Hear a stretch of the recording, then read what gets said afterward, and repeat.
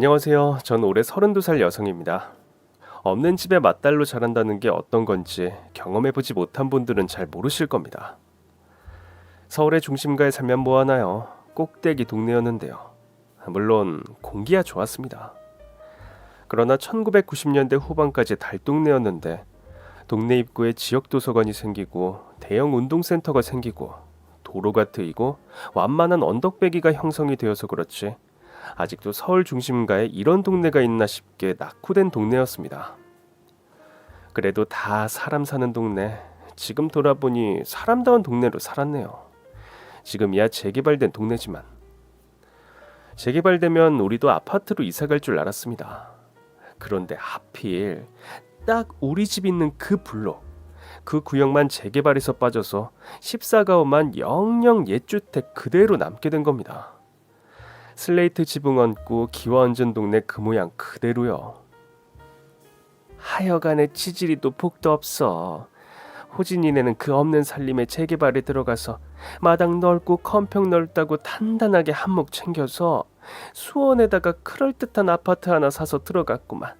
하필 딱 우리 집까지 커트라인이 될 게 뭐야? 아휴, 그러게 내가 뒤터에다가 광 짓지 말라고 했어 안 했어 인간아? 어? 광 때문에 커트 당했잖아. 아휴, 진짜 웃지 좀 마. 이게 웃을 일이야? 그 뒤통수 납작해서 싫다고, 키 작고 배 나와 싫다고 도망갈 때 내비뒀으면 오죽이나 좋아. 아휴, 결혼 안 해주면 강물에 뛰어들겠다고 헛소리하고 생쇼하고, 전생에 나하고 무슨 철천지 왼수가 졌다고 결혼해달라 조르고. 아유 진짜. 뭐? 손에 물 안 묻히게 해주겠다고? 물. 아휴 진짜 평생 이삿짐 센터 남의 집 도우미 도배 식당 설거지 내가 평생 안 해본 일이 뭐야? 어? 이 인간아 이제 찌긋찌긋해. 재개발 때문에 온 동네가 수렁거릴 때 우리 집까지 14가구가 속하지 않는다는 걸 알고 나서 우리 엄마 소주 잡수시고 들어와 아버지 붙잡고 난리 치시던 기억이 이렇게도 생생합니다. 우리 할머니 마당 시멘트 바닥 한 켠을 만든 텃밭에서 상추 갈아 잡수시고 가지며 호박이며 고추며 방울토마토며 알뜰하게 갈아 잡수시고 봄 되면 1년초를 사다가 심으시고 그러느라 낭만도 있었던 집인데 단번에 엄마에게 구박덩이 집이 된 거죠. 마당이 넓었습니다. 딱 한 그루 있는 감나무 밑에 평상 깔아놓고 연탄불 가져다가 삼겹살 구워 먹으면 참 꿀맛이고요. 남들처럼 멋진 전원주택은 아니라 달동네였지만 마당 평상에서 내려다 보이는 화려한 고층 건물의 화려한 네온사인을 바라보면서 드는 생각은 우린 언제 저런 TV 드라마에 나오는 그런 호화 대저택까지는 아니더라도 저런 고층 아파트에서 살아보나 그런 생각만 했던 것 같습니다. 그런 생각을 하다가 만사 짜증이 나서 그 꿀맛 같았던 삼겹살도 먹길 멈춘 제 눈에 보이는 건 상위에 놓인 고추를 다 먹어 바로 옆에 있는 텃밭에서 얼른 다시 고추를 따서 수도가에서 흐르는 물에 쓱 대충 씻어서 상위에 올려놓는 엄마의 초라한 면바지를 휘영청 뜬 귀족 같은 보름달이 비추어 주었습니다. 전 첫 딸이었습니다. 밑에 남동생이 둘이에요. 맏딸은 살림미천 소리 귀에 못이 박히게 듣고 자라 그 말 그대로 할머니 도와 막노동 하시느라 한 달에 2번 쉬시는 부모님 대신 빨래, 청소, 반찬 보조해드리기, 동생들 씻기기, 숙제 봐주기 그런 거 하면서 자랐는데 참으로 없이 사는 우리 집은 우리 가족들은 왜 그렇게 서로 간에 밥 인사를 하고 살았던지 그것조차 너무너무 싫었습니다. 너무 지쳐서 앉을 기운도 없이 늦게 들어오셔도 꼭 물어보시는 거. 밥 먹었지? 어머니 진지 잡수셨어요? 밥 먹었냐? 뭐하고 먹었어? 할머니는 식사 잘 하시대. 그렇게 말하는 저 또한 예외는 아니었던 것 같습니다. 짜증나. 김윤, 야 일로 안 와. 머리 감아야지. 새 쓸 때까지 안 오면 밥상에서 햄하고 진미채 뺄 거야. 알아서 해. 하나, 둘. 그럼 그렇지.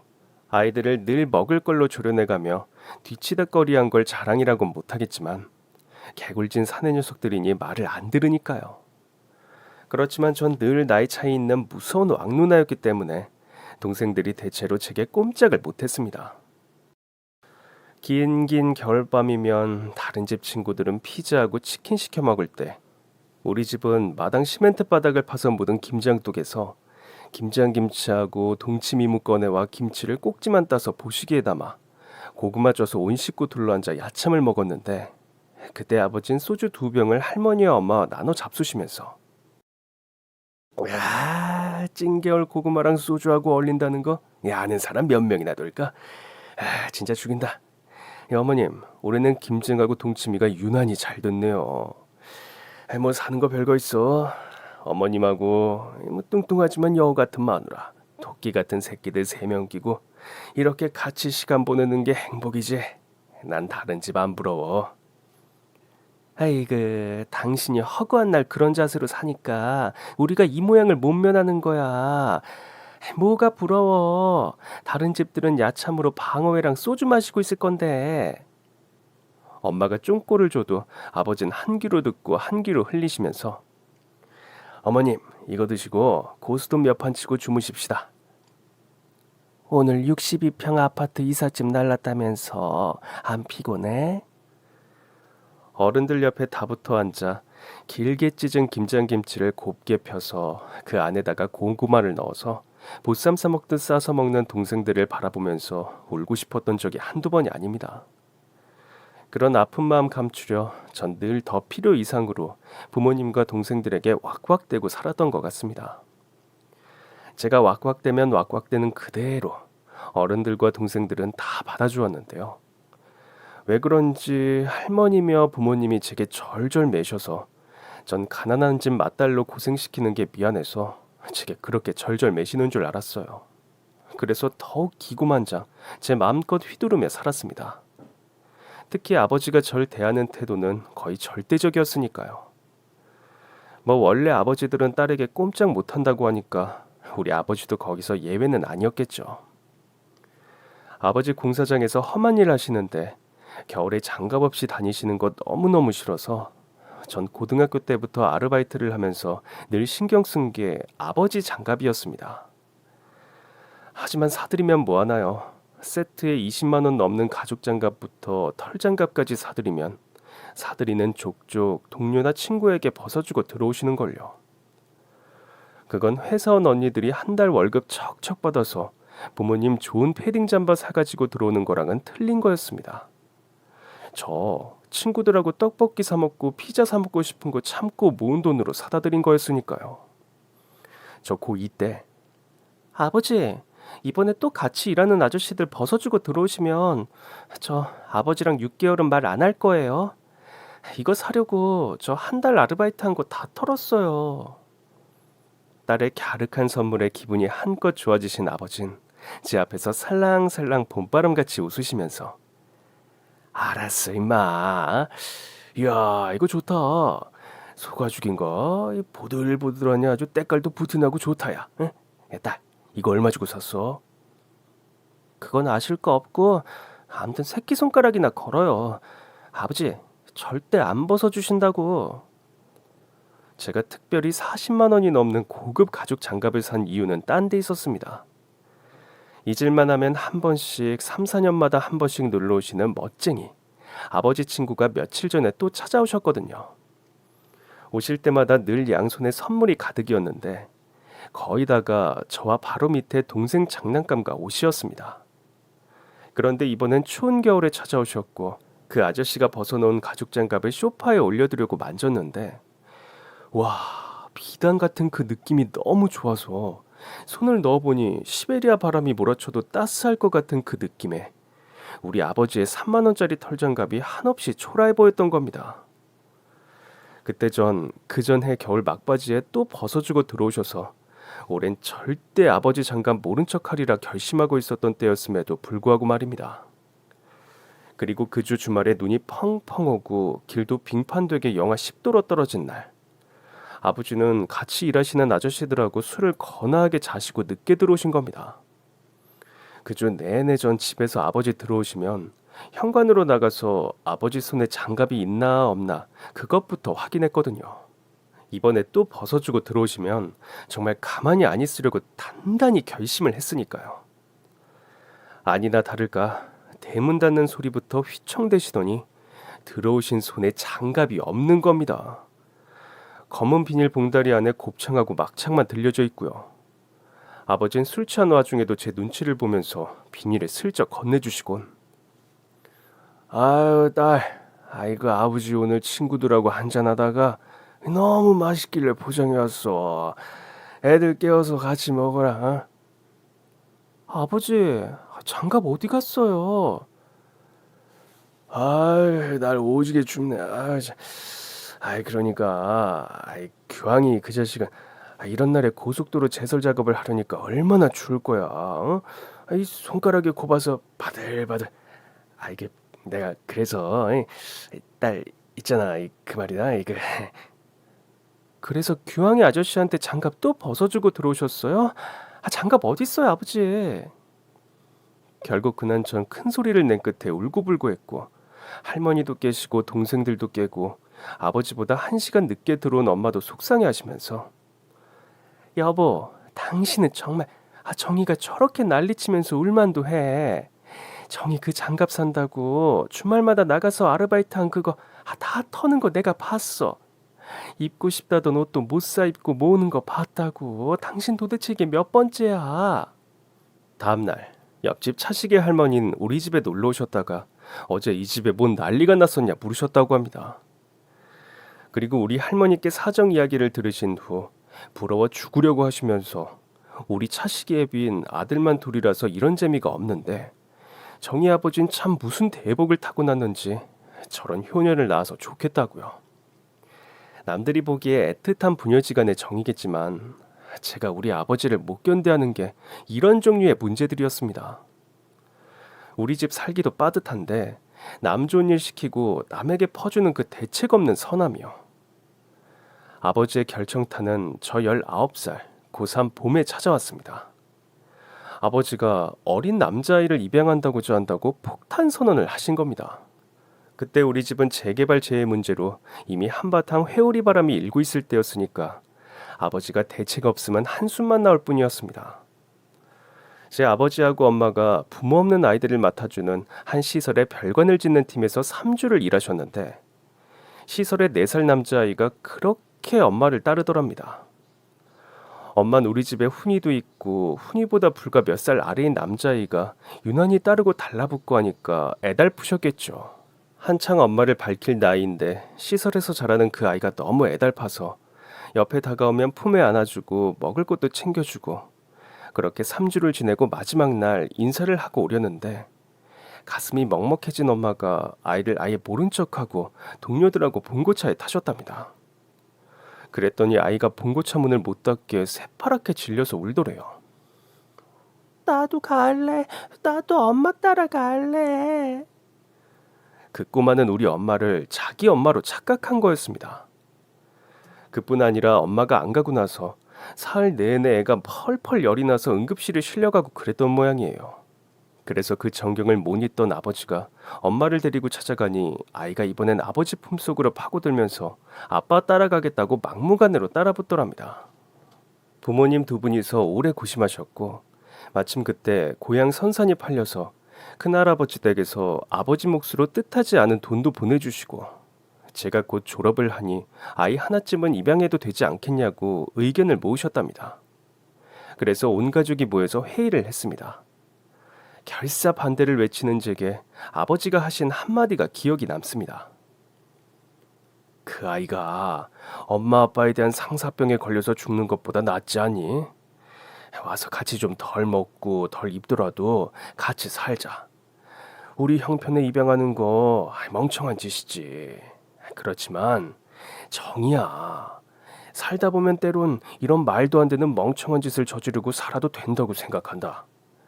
난 그 아이에게 사랑은 많이 줄 수 있을 것 같아. 사랑에 굶주리게 하지 않을 자신은 있다. 이렇게 절 다독이시는데 저도 더 이상 반대를 할 수가 없었습니다. 가난한 우리 부모님의 입양 희망을 소장님과 복지사님이 긍정적으로 말씀을 해주시면서 자신의 소개를 수필식으로 한부 써오라고 하시더래요. 입양 절차에 필요하다고요. 그러니까 살아온 이야기며 왜 입양을 하려는가를 되도록 자세히 쓰시라고요. 아버지하고 엄만 몇 날 며칠을 끙끙대며 쓰시더니 그게 관리인들에게 엄청나게 호응을 받아서 경제적으로 부족한 걸 메꾸고도 남았습니다. 또한 부모 자격 요건으로 심리 검사를 했는데 우리 아버지 점수가 상상을 초월하게 좋게 나와서 그것도 우리의 마이너스인 경제 환경을 메꾸어 주었다네요. 그래서 제가 19살 때 4살짜리 남동생이 생긴 건데 이름은 윤이라고 지었습니다. 지금만 돌아보면 우리 부모님께 윤이가 없으면 어쩔 뻔했나 싶게 윤이는 부모님께 눈에 넣어도 안 아픈 자식입니다. 어쨌거나 울며 겨자 먹기로 전 찬성표를 던졌고 아버지 말대로 우린 있는 상의에 수저만 더 올렸을 뿐 윤희에게 해줄 수 있는 게 많지 않았습니다. 동생들이 제 손을 조금 덜 필요로 하기 시작하자 전 동네 편의점에서 아르바이트를 했는데요. 동생들 용돈도 주고 아버지 엄마 장갑이며 쉐타 같은 것도 사오고 전문대라도 진학하고 싶은 마음에 한 푼 두 푼 모으기 시작했습니다. 아버진 그 선한 마음에 대한 하늘의 보답은커녕 늘 사건 사고가 끊이질 않았습니다. 도배일을 하면 무릎이 나가서 인대 수술로 돈 잡아먹고 공사 현장에서 한 2년 일하시면 척추가 이상이 생겨 척추 교정술 그러니까 1년에 3천만 원을 버시면 2,500만 원은 자기 병원비로 쓰셔서 가용에 전혀 도움이 되지 않았고 시집 오자마자 살림에 보태려 일터로 나간 엄만 평생을 진일 마른 일 가리지 않고 사셨죠. 하지만 엄마도 아버지 못지않게 남 안타까운 상황을 못 보는 사람인지라 가난한 동네에서 몇십만 원이 급해서 빌리러 오는 이웃들에게 쉽게 돈을 빌려주셨고 사실 그런 돈은 떼이기 일쑤였습니다. 그런 환경에서 대학은 꿈도 못 꾸었죠. 저도 공부에 큰 뜻이 있는 성적은 아니었기 때문에 4년제 대학은 생각 안 했습니다. 다만 어디 이력서라도 넣을 때 도움되라고 전문대 식품영양학과를 들어갔네요. 취업이 가장 잘 되고 또 이직도 드물고 일자리가 부족하지 않는 학과니까요. 대학교 1학년 여름방학 때 2달을 꼬박 벌어서 370만 원을 모았는데요. 아버지 물류 현장에서 일을 하시다가 2층에서 동료분과 추락하셔서 십자인대가 나가 수술을 하셔야 했기 때문에 그 돈을 고스란히 부모님께 내놓았습니다. 할 수 있나요? 수술은 하셔야 하는데 집에 돈은 없고 제 주머니엔 돈이 있었으니까요. 아침에 드리고 알바를 갔다가 퇴근을 하고 집에 왔는데 아버지랑 같이 다치신 동료분이 와 계시다가 절 보시곤 당황한 웃음을 짓곤 돌아가시는 걸 보고 느낌이 쎄해서 아버지께 물었습니다. 아버지, 아침에 드린 370만 원 가지고 계시죠? 그거 저 주세요. 제가 보관하고 있다가 수술비 낼게요. 수술비가 430만 원이라네요. 밥은 먹었어? 맨날 그놈의 밥은 그럼 이 시간까지 안 먹고 있을까 봐요. 맨날 얼굴만 보면 밥은 지겨워. 돈이나 빨리 주세요. 제가 가지고 있을게요. 아니나 다를까 거기서 100만 원을 떼서 다친 동료분에게 드렸던 겁니다. 그분 어려운 가정에 반찬값이라도 하라고요. 사람이 베푸는 것도 정도가 있는 건데 말입니다.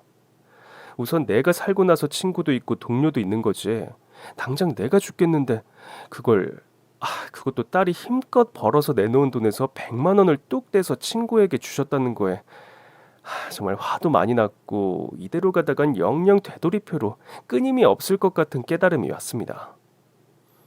그날 저녁 늦게 지쳐서 돌아오신 엄마 밥상을 차려드린 후 그 앞에 앉아 다정하게 의논을 드렸습니다. 이제부터 제가 가족들 버는 돈의 일부를 걷어서 저축을 들겠다고요. 전 그 나이에 이미 2천만 원짜리 통장 1개, 1,000만 원짜리 통장 1개를 가지고 있는 또순이어서 제 말은 엄마의 신뢰와 지지를 얻었습니다. 그래서 다음날 퇴근한 후 병원에 입원하실 준비를 하는 아버지 앞에 앉아서 또돌또돌하게 말씀드렸네요. 아버지, 제 친구가 은행에 들어갔어요. 좋은 저축 상품들 이것저것 추천을 많이 해주더라고요. 그러니까 아버지 이제부터 버시는 돈의 30%는 저 떼서 주세요. 제가 그대로 저축 들어서 우리 가족 통장 만들 거예요. 그리고 돈을 쓸 땐 가족 회의를 해서 통과된 돈만 쓰도록 해요. 저의 또순이다운 말에 아버진 기가 찬 얼굴이셨지만 싫진 않으신 것 같았습니다. 그도 그럴 것이 앞에서 잠깐 밝혔다시피 우리 집 어른들은 늘 제게 절절 매는 분위기였고, 또 건방질 수도 있는 말이지만 전 태어나서 이날까지 허튼 짓이나 허튼 돈 써본 적 없고, 오직 생각하는 건 우리 가족 잘 사는 거, 그것만 머리에 있던 사람이라 저의 이 계획이 통과될 거란 확신이 있었습니다. 그 누구도 반대 못할 거란 걸요. 사실 잘할 때도 결정적일 때 부모님들은 제 의견을 물으셨고 제 의견을 그대로 따라주셨습니다. 애들 태권도 하나를 보내시려고 해도요. 난 내 자식이지만 네 의견을 존중하고 네 말에 따르고 싶어. 너한테는 왠지 의지가 되는 것 같아.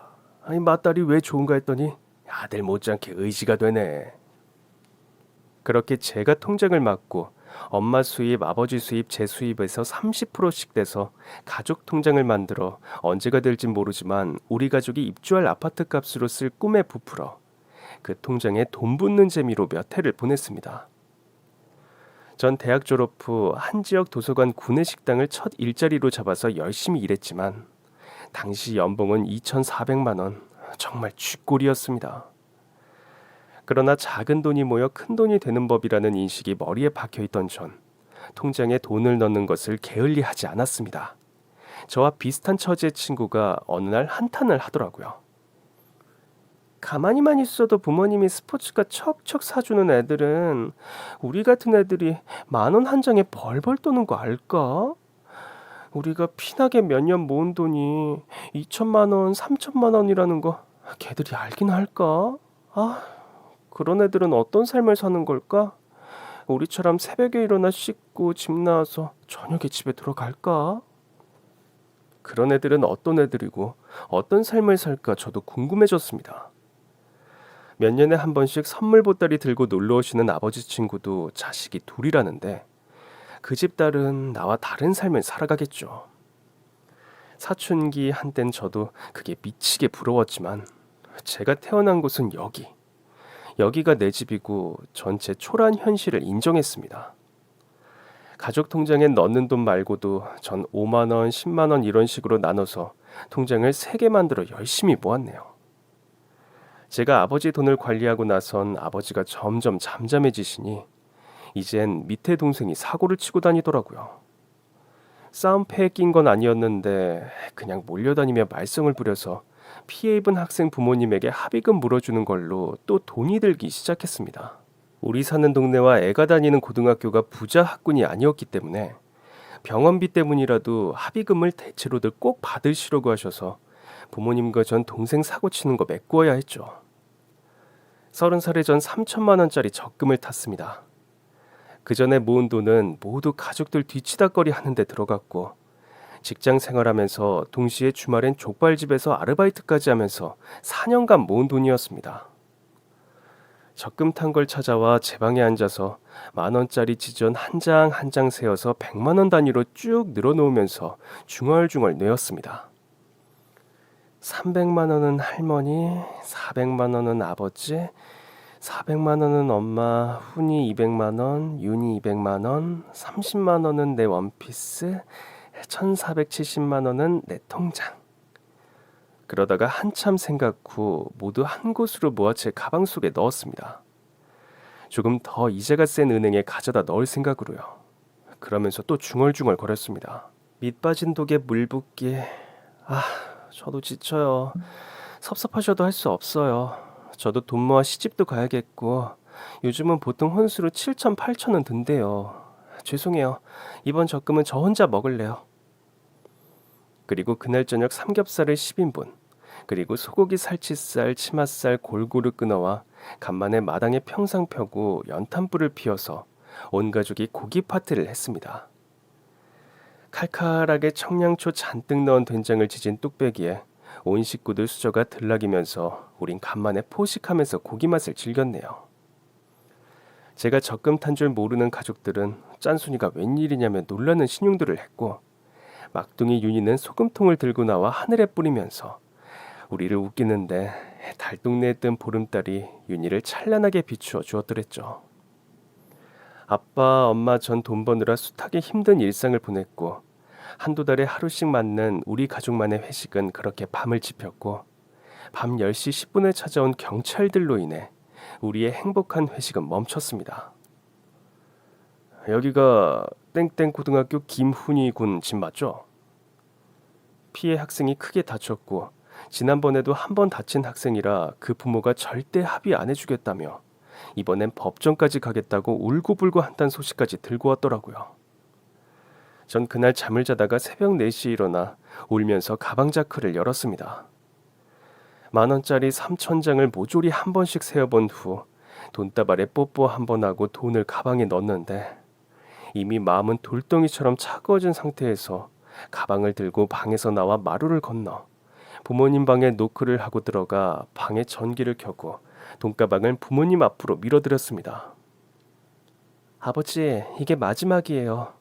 이제부터 모으는 돈은 절대 저 혼자 쓸 거예요.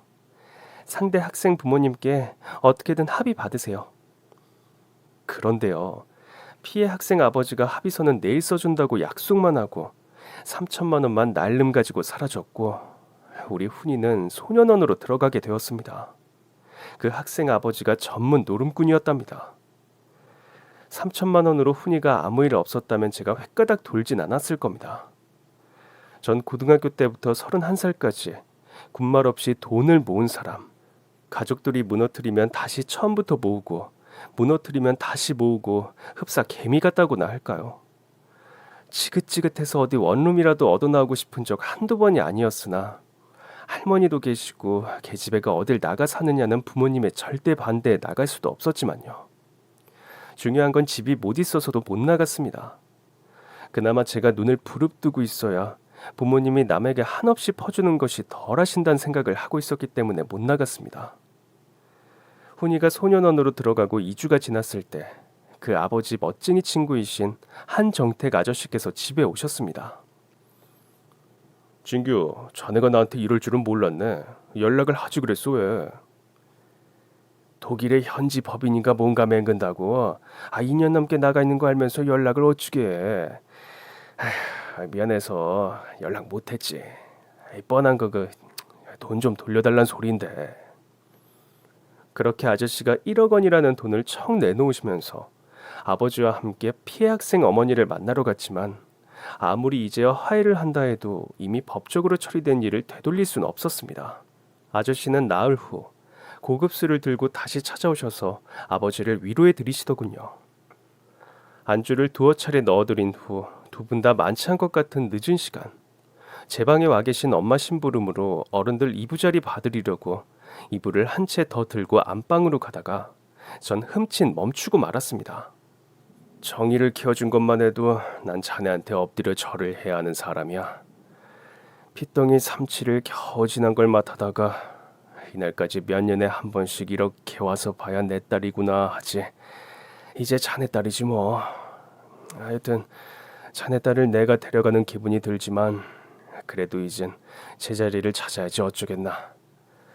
나도 이제 로펌에서 내 위치를 흔들 사람 없고 집사람도 정의의 존재를 인정했고 쌍방간에 합의된 부분이거든. 그래도 이 찬찬히 하지 그래. 정의가 31야 이 사람아. 시집 안 보내? 키워준 자네한텐 미안하지만 고생하고 자랐는데 좋은 자리에 시집 보내야지. 그렇군. 좋은 짝 찾아줘야지. 하지만 내 욕심만 말한다면 말일세. 이왕 이렇게 산 거 그냥 쭉 사는 것도 나도 그렇고 우리 집은 주의자 하나 들여놓으려고 해도 정의가 다 알아서 하고 정의 없으면 뭐든 갈팡질팡이거든. 거기도 자식이 둘이나 있다며. 내가 여기서 데리고 있으면서 짝을 찾아. 아니세. 나한테 있으면 별로한테 못 가지. 집에 있는 애들이 내 자식들인가. 그 사람이 밖에서 나온 자식들이지. 이불 한 채를 양팔에 든 채 전 멍하니 서 있을 수밖에 없었습니다. 제가 31년을 제왕까지는 아니더라도 결정권자로서 제 재량을 마음껏 뽐내며 으스대며 산 이 집이 제 집이 아니란 대화를 저 두 분이 태연히 하고 있었으니까요. 전 이불을 방문 앞에 두고 마당 평상에 나와 앉아 달을 쳐다보면서 남양이라 늘 그들먹하게 뜨는 달동네 달을 쳐다보면서 곰곰이 생각을 해보았습니다. 몇 년에 한 번씩 잔뜩 선물을 사들고 산타처럼 나타나던 저 아저씨가 제 아버지란 사실에 대해서요. 알지도 못하는 아저씨들의 자식들을 중간중간 시기하면서 저런 부자 아버지를 가진 아이들은 얼마나 좋을까를 생각하던 제 어린 시절과 입양한 윤이 그러니까 객식구만 없었어도 우리가 조금 더 편하게 살 텐데 하던 생각을 하며 살아온 저도 입양된 아이였던 겁니다. 그것도 태어나자마자요. 나중에 제 양부께서 해주신 이야기지만 제 생부와 양부는 어릴 때부터 친구인데 찢어지게 가난한 집안 태생인 제 생부는 로펌을 가지고 있는 집안의 대리 사이로 들어가면서 옛 연인에게 이별을 통보했다고 합니다. 오랜 연인을 버리고 조건 보고 한 결혼. 그 대가를 치러야 했는지 아내된 여성 또한 오래전부터 사귀던 남자가 있었고 장인은 가진 거라곤 두 쪽뿐이 없는 사이를 들인 이유가 한심했습니다.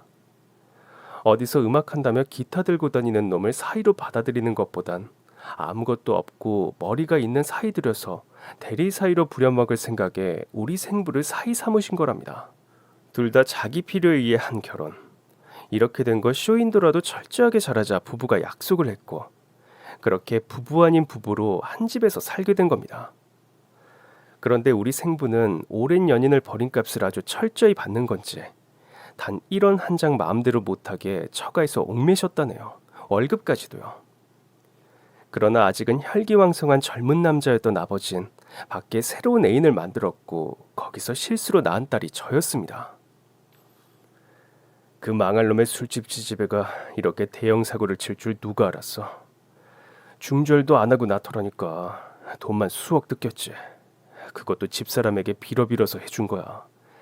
장이 나시면 난 쫓겨날 테고 지 유산에도 문제 생기니까 해준 거지 뭐. 집에 있는 계모는 유산 문제로 부부로 살고 있다고 해도 그 아이는 못 키우겠다고 펄펄 뛰고 생부께서 고민하는 걸 보신 아버진 자기가 맡겠다고 자처하신 거라네요. 절 키워주신 아버진 결혼 후 8년이 지나도록 아이가 안 생겨 입양을 알아보던 찰나에 이왕이면 아는 사람 자식이라 더 곤란한 것보단 신원이 확실한 친구 자식이라 더 안심이 되셨답니다. 그래서 어른들이 저라면 그렇게 절절 매셨던 거였습니다. 친구 자식이고 엄청난 집의 사위인 사람의 자식이라서요. 어쨌든 그래서 저 자랄 동안 생부에게서 돈도 지원을 제대로 못 받은 거죠. 전 목에서 뜨거운 게 올라오는 걸 참고 여쭈었습니다. 나중에 저 데려간다면 어떻게 하시려고 하셨어요? 보내야지. 핏줄 그건 아무도 못 말리는 거야. 만약에 네 밑에 환희하고 윤희가 없었다면 많이 괴로웠겠지. 그런데 환희하고 윤희가 있다고 널 떠나보내는 게 덜 괴롭진 않을 것 같다. 넌 나한테 그런 존재야. 아버지 같은 존재.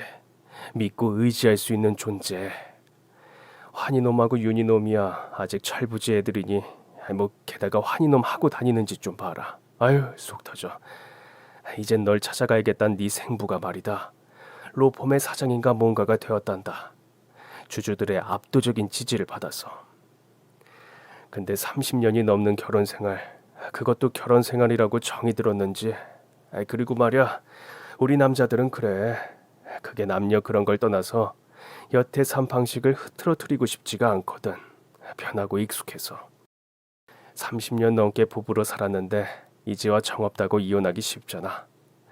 왜 이혼하냐고? 네 계모가 밖에 남자랑 낳은 아이가 둘인데 그 아이를 입양해서 키웠단다 30년을. 그거 유산 상속 같이 받으려고 그 꼴을 보고 산 거야. 미친 거지. 상류 사이란 게 그렇게 알게 모르게 더럽다. 아유 참나. 제 계모 되실 분은 밖에서 낳은 아이 둘을 집으로 끌어들여 우리 생부의 호적에 올려서 키우고 있단 말씀이셨습니다. 계모도 생부도 오로지 유산 때문에 쇼윈도 부부처럼요.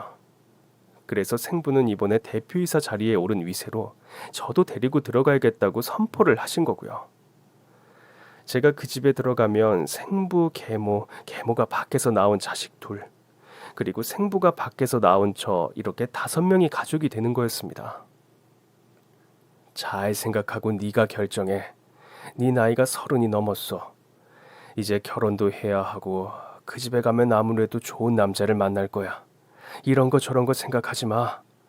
그 집에 들어가서 어색하고 그런 건 잠깐이야. 네 평생이 달린 문제라고. 남자 시원찮은 거 만나면 평생 고생이다. 봐라 네 엄마. 날 만나서 평생 손등이 거북이 등짝처럼 터져서 살잖냐. 아버지와 나란히 평상에 앉아 이야기를 듣는데 달빛이 쏟아져 내릴 것 같았습니다. 예전 서울의 달이란 드라마에서도 달동네에서 보이는 달이 저렇게 저랬던가 싶더군요. 저 떠나면 괴로울 거라는 말씀 끝에 절 위해서는 가라는 말씀을 하시는 아버지의 사랑에 눈가가 따끔거렸지만 전 사실 제 앞에 펼쳐진 온갖 호화로운 생활이 눈가의 따끔거림 따윈 가볍게 눌러주리라는 생각이 들었습니다. 그리고 전 더 이상 제 적금을 가족들 사고 뒤치다꺼리로 내놓는 거 안 하고 살아도 되는 겁니다. 제가 몇 년을 피땀 흘려 모은 3천만 원을 노름꾼 이상한 아저씨가 들고 나르는 일 안 당해도 되었고요. 그리고 전 훌륭한 결혼도 할 수 있을 거라는 생각과 이 지긋한 달동네에서 벗어날 수 있다는 생각도요. 전 그때 막 운전면허증을 따고 연수를 받던 때였고 가장 작은 소형차 중고를 살까 가격을 한참 알아보던 시기였습니다. 그날 아버지와 대화를 끝내고 방에 들어와 제가 가장 먼저 한 일은 네이버 자동차 동호회에 들어가서 가입을 하는 거였고 포르쉐 람보르기니를 검색하기 시작했습니다. 전 다음날 오후 생부 사무실을 찾아가 생부께 고급 회를 얻어먹고 생부가 주시는 카드로 청담동에 가서 쇼핑을 했습니다. 이 명함 들고 이 옷가게로 가라. 여기에 전화해두었다. 여기 직원이 다 알아서 해줄 거야. 루이비통, 샤넬 그런 데만 들어봤지 이름도 들어보지 못한 명품 새 브랜드가 입점한 곳이었는데 전 그 매장에서 신세계에서의 도약을 시작했습니다. 굳이 안 적어도 아실 겁니다. 그리고 아버지가 주신 카드로 현대백화점으로 가서 연로하셔서 거의 누워 지내시는 할머니 쉐터하고 가방 그리고 가족들 옷과 구두, 운동화를 샀습니다. 일주일 후 이삿짐 센터가 와서 제 짐을 실어내 먼저 떠나고 전 아버지께 인사를 해야 했습니다. 아버진 방에서 담배를 연신 피워대면서 제가 방에 들어오는 걸 바라보시더군요. 가족들한테 연기 갈까봐 꼭 밖에서 담배를 피시는 분이신데 방에서 피우시더라고요. 아이고 내가 정신이 없어서 아휴 연기가 왜 이렇게 맵다냐. 눈물을 찔끔찔끔 흘리시다가 후루룩 떨어뜨리시는 아버지의 모습. 엄만 저 떠나는 걸 못 보시겠는지 새벽부터 일을 나가시고 할머니도 집에 안 계셨습니다. 일부러 고모네 집에서 안 돌아오셨거든요. 아버지 우시는 거 보고 저도 덩달아 눈물이 나왔지만 참았습니다. 그리고 공손히 큰절을 올렸네요. 아버지 키워주신 은혜 안 잊겠습니다. 아버지 제가 부암동 집에 들어가서 거기 부모님께 장사시켜달라고 부탁할 거예요. 뭐라도 할 거고 반드시 성공해서 아버지 어머니 제가 책임질게요. 그리고 3년 안에 좋은 집으로 이사시켜 드릴게요. 조금만 더 고생하세요. 공부 잘하는 윤희 유학도 보낼 거고요. 환희는 당분간 그대로 두세요. 걔 철 좀 들어야 돼요. 말이라도 고맙지만 네가 잘 살아야지. 아무쪼록 계모한테도 잘하고 너 우리 집에서 하고 산 그대로만 하고 살면 너를 싫어할 사람 세상에 없어. 와광되는 거는 하지 마. 그 승질머리 그거 안 좋은 거야. 어? 정이야, 내가 널 알아. 닐 낳아준 생부한테도 잘할 거란 거. 넌 마음이 깊은 아이니까 잘할 거야. 착하니까 잘할 거야. 잘여. 응? 불쌍한 사람이잖아. 그리고 내가 가진 게 없어서 너한테 너무 못해주면서 키웠는데 마음은 그렇지 않았다는 거 알지? 오히려 내가 네 신세를 말도 못하게 줬어. 내가 다음에 태어나면 다 갚으마. 이번 생에선 그런 것 같고 아휴 난 이제 너 없으면 어쩌냐. 그러시고 또 담배를 쭉 빠시면서 아이고 왜 이렇게 매워서 웬 눈물이 이게 웬일이냐. 아휴. 절 키워주신 양부가 삼키는 눈물을 뒤로하고 절 낳아주신 생부를 따라 들어간 부암동 대저택은 TV 드라마에서 보던 것보다 훨씬 더 좋았습니다. 정원에서 한 계단 오르면 또 정원, 거기서 한 계단 또 오르면 정원이라 우선은 그 엄청난 부의 기세에 눌리더군요. 분명 제가 온당 기별을 받았을 텐데 특별히 저 아니라고 해도 집안에 새 식구가 들어오면 누구라도 나와서 아는 척을 해야 하는데 아무도 나와보지 않았습니다. 가사도우미 아줌마 2분만 나와서 맞아주시더군요. 제 방에 같이 올라와 주신 생부의 설명에 의하면 계모는 골프 치러 가셨다고 하고 저보다 2살 아래인 여동생은 모 지방법원 판사라 출근 중이고 저보다 4살 어린 남동생은 옥스퍼드 법학 전문대학원 재학 중인데 방학이라 나와 있고 지금 지하에 쉘팅된 실내 골프장 연습장에 있다고 하시더군요. 싸늘한 냉기와 정막만이 감도는 집이었고 전 첫날 저녁을 혼자 먹어야 했습니다. 생부는 저녁 약속이 있다고 나가셔서요. 10인용은 될 법한 식탁 구석에 앉아 밥을 먹는데 손가락 3개 합친 듯한 접시 크기에 몇 알씩 올라온 반찬들. 제가 놀랍다는 듯 접시를 보자 처음엔 이상하실 거예요. 사모님 스타일이세요. 반찬 많이 올라오는 거 질색을 하시거든요. 양념이라곤 도무지 되지 않은 듯한 날야채, 날생선, 날육회 모든 음식들이 낯설었습니다. 희한하게도 콩가루에 묻힌 밍숭맹숭한 오이무침을 먹고 있자니 당장에 생각나는 건 어제 저녁에 엄마가 밥상 위에 올려놓으신 우리 할머니 텃밭에서 키운 청양초 잔뜩 넣어 지진 강등장하고 호박잎 쌈이었습니다. 이런 여름날 그거 한 입 가득 쌈을 싸서 입에 넣으면 참 행복하거든요. 그러나 제가 선택한 삶, 과거를 돌아보지 말아야 했습니다. 집에 돌아온 첫날부터 받는 이 싸늘한 기운, 내쳐지는 기분, 거부당하는 기분. 어느 정도 각오는 했지만 첫날부터 이럴 줄은 정말 몰랐습니다. 그날 저녁 9시가 넘어서야 들어오신 계모는 눈도 제대로 안 마주치시더군요. 정이라고 했지? 잘 지내보자. 우리는 서로의 생활만 침범만 하면 트러블 없을 거야. 한 가지 부탁은 할게. 집안에서 큰 소리 내는 건 하지 말아줘. 소리 크게 내는 것만큼 천박한 건 없으니까.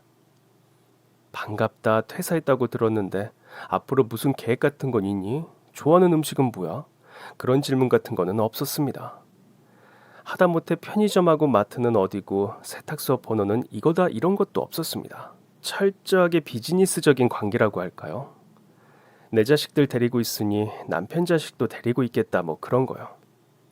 제가 부암동 대저택에서 견딜 수 없었던 건 정말 많았는데 그 중에 하나는 제게 어떤 설명도 하지 않았다는 겁니다. 제게 어떤 질문도 하지 않았다는 것도요. 왜 이걸 하지 말아야 하며 왜 이걸 해주었으면 좋겠고 그런 설명도 없었고 또 제가 가장 서러웠던 건 제가 밥을 먹었는지를 아무도 궁금해하지 않는다는 거였습니다. 시끄러운 게 뭔가요?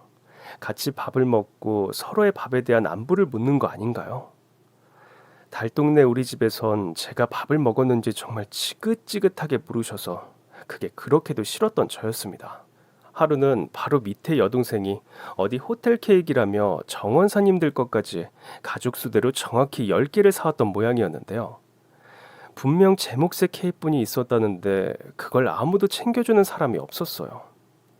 그 집은 각자 냉장고까지 따로라 제 음식 넣는 냉장고에 웬 케이크가 일쭉 그대로 있기에 도우미님께 이게 뭐냐고 물었더니 정희씨 거잖아요. 화영씨가 아무 말 안 해요? 정희씨 몫이라고 하신 것 같은데 전 정희씨가 두었다가 먹으려나 보다 하고 치우지 않았어요. 그러니까 가족 중 생부 빼곤 그 누구도 제게 아무 말도 말이란 걸 건네지 않았고 그 집에서 지내고 있는 제 모습은 바로 케이크와 같았습니다. 제 몫의 케이크를 일주간 그대로 냉장고에 방치해두는 그 모습으로요.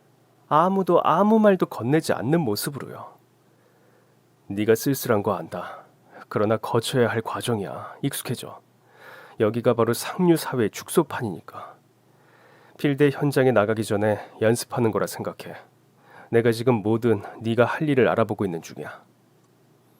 제가 그 집에 익숙해지라고 아버진 더욱 저를 모른 척 하셨습니다. 혼자 헤쳐나가라고요.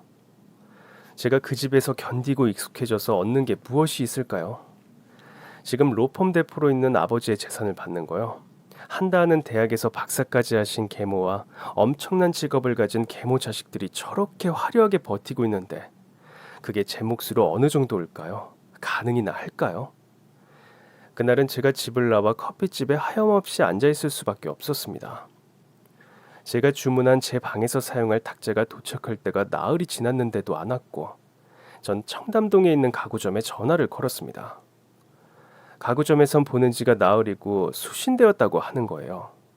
알고 보니 집하고 분위기가 안 맞는다고 계모께서 지하 골프 연습장으로 내려보냈다더군요. 주문한 제게 아무 말도 안 하고 아무 통보도 안 해주고요. 제 방에서 사용할 제 탁자였습니다. 달동네 우리 집에선 있을 수도 없는 대우. 그 카페에 앉아서 우리 집 식구들 아무하고도 연락을 안 한 게 넉 달이 되어간다는 걸 알았습니다. 마지막으로 전화할 때 아버지께서는 그 집 사람 들 때까지 연락하지 말라고 단단히 엄포를 놓으셨거든요. 갈 데도 없고 집도 없는 사람 같은 기분으로 카페에 앉아 3시간째 있는데 훈이번호로 전화가 오더군요. 눈물이 왈칵 돌게 반가워서 받았습니다. 누나, 나왔어. 석 달 전에 누나가 없으니까 우리 집 같지가 않아서 나 너무 당황스러운 거 알아? 누나 통장 확인해봐. 나 오늘 2달치 월급 받았는데 550만 원이거든. 그거 누나 통장에 모조리 넣었어. 지금 누나한테 550만 원은 돈도 아니겠지만 누나, 난 누나가 우리 친누나가 아니라고 생각 안 해. 누난 죽을 때까지 우리 누나야. 그래도 누나가 우리 집에 해준 건 은혜지. 그 은혜 내가 이제부터 천천히 갚을게. 누나, 그리고 있잖아. 엄마 돌아가셨어. 미안해 누나, 놀라지 마. 3달 전에 누나가 떠나고 나서 쇼크가 크셨나 봐. 시름시름 앓으시다가 일을 나가셨는데 공장에서 사고를 당하셨어. 아니, 순전히 엄마 실수로 그랬지. 엄마 돌아가시기까지 한 달간 윤희가 엄마 화장실 수발 다 했어. 윤희가 있어서 얼마나 다행이었는지. 아버지도 못하시는 그 수발을 윤희가 다 했어. 정말 기특해. 지금 밥? 할머니가 하시지 뭐. 아버지 뭐 그렇지. 엄마가 돌아가셨어도 제가 신경 쓰일까봐 저 몰래 장례를 치른 제 진짜 가족들. 윤희가 그 화장실 수발을 다 했다네요. 훈이는 장례를 치를 겸 소년원에서 퇴소하자마자 바로 일을 시작한 모양이었습니다. 전 훈이의 전화를 받고 그 길로 앞도 뒤도 돌아보지 않고 부암동으로 뛰쳐들어가 급한 대로 제 짐 중 가장 급한 거, 충전기, 통장, 도장, 속옷, 달동네에서 입었던 제 초라한 옷까지 4벌, 로션 2개만 작은 백팩에 챙겨서 뒤도 안 돌아보고 뛰쳐나왔습니다. 그 싸늘한 냉기가 제 몸에 닿을까 진저리 치면서요. 택시를 잡아타고 우리 집 주소를 알려주고 뒷좌석에 앉아 목청껏 울었네요. 엄마, 나를 길러주신 엄마가 돌아가시다니. 엄만 늘 덤덤하신 분이었어서 전 출생의 비밀을 알 때까지 제가 엄마 딸이 아니란 걸 추워도 몰랐습니다. 엄마가 낳으신 훈이와 절 그 어떤 차별도 하지 않으셨고 제게 더 잘해주지도 제게 더 못해주지도 않으셨으니까요. 자식 셋 다에게 덤덤하게 대하신 훌륭한 내 엄마, 그 엄마가 돌아가신 거였습니다. 제가 떠난 충격으로요. 그리운 달동네 대문을 들어서면서부터 전 소리부터 질렀습니다. 할머니 나왔어. 나 배고파 할머니. 절 보시곤 놀라서 얼음이 든 것 같은 허리가 90도로 구부러진 할머니 품으로 뛰쳐들어 또다시 소리내어 울었네요. 달동네 우리 집은 여전했고 할머니는 몇 달 사이 더 늙으셔서 꼬부랑 허리로 주방에서 저녁 지을 준비를 하고 계셨는데 주방이고 마르고 방들마다 먼지가 쌓이고 엉망이었습니다. 90 다 되신 할머니께서 청소를 하기는 무리셨을 테고 남자들만 셋인데 그 집 오죽하겠습니까? 그나마 규양이 아저씨 아줌마가 계속 김치하고 밑반찬을 해다가 나르셨나 보더라고요. 그런 거 보면 우리 아버지 마냥 손해보고 사신 것은 아니신 것 같아서 흐뭇했습니다. 할머니께서 제가 좋아하는 시래기 깔고 고등어를 찢으시는 동안 전 우선 급한 것부터 청소를 시작했는데요. 할머니도 그렇지만 차례로 귀가한 동생들 둘, 그리고 아버지 하나같이들 반응이 무덤덤했습니다. 마치 아침에 나갔다가 저녁에 들어온 사람 대하듯이요.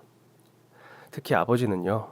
대문을 열고 중간 현관문을 열곤 제 운동화가 놓인 걸 한참을 내려다보시고 이어서 마루에 걸레질하고 있는 절 보시곤 딱 2마디 하시는 거예요. 왔냐? 밥 먹자.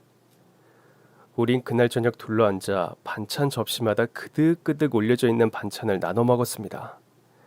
고등어 찌짐 냄비에 서로의 수저 들이밀면서요.